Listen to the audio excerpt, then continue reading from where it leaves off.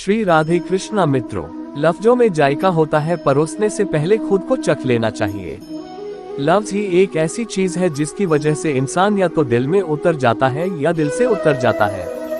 लफ्जों के दांत नहीं होते, लेकिन जब वो काटते हैं तो दर्द बहुत होता है और कभी कभी घाव इतने गहरे हो जाते हैं कि जीवन खत्म हो जाता है, पर घाव नहीं भरते। इसलिए जब भी बोलो अच्छा बोलो, दिल दुखाने वाली बात कभी ना करो।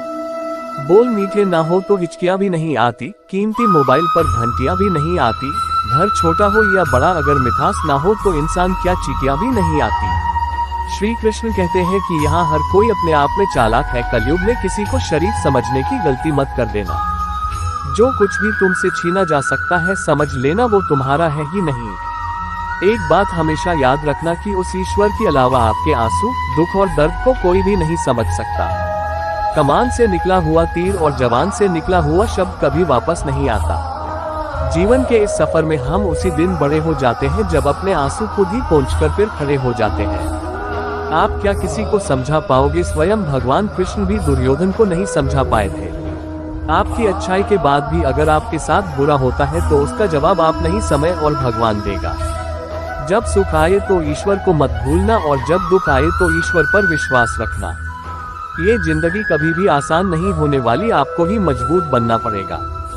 श्री कृष्ण कहते हैं, अगर सलाह देने वाले साथ देने लग जाएं तो पूरी दुनिया खुशियों से भर जाएगी। समस्याएं देखकर जीवन में कभी हार मत मानो, क्या पता इसी समस्या के अंदर तुम्हारी सबसे बड़ी शुरुआत छुपी हो। अगर कष्ट बड़ा है तो कामयाबी बड़ी ही मिलेगी।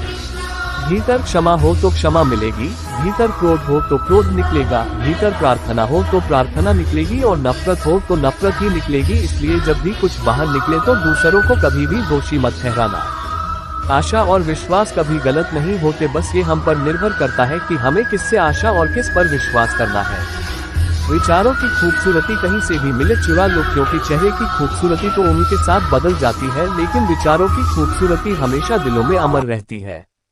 जब हम कोई भी कार्य भगवान की याद में रहकर करते हैं तो उसमें भगवान की शक्तियां हमारी मदद करती हैं और सफलता निश्चित हो जाती है।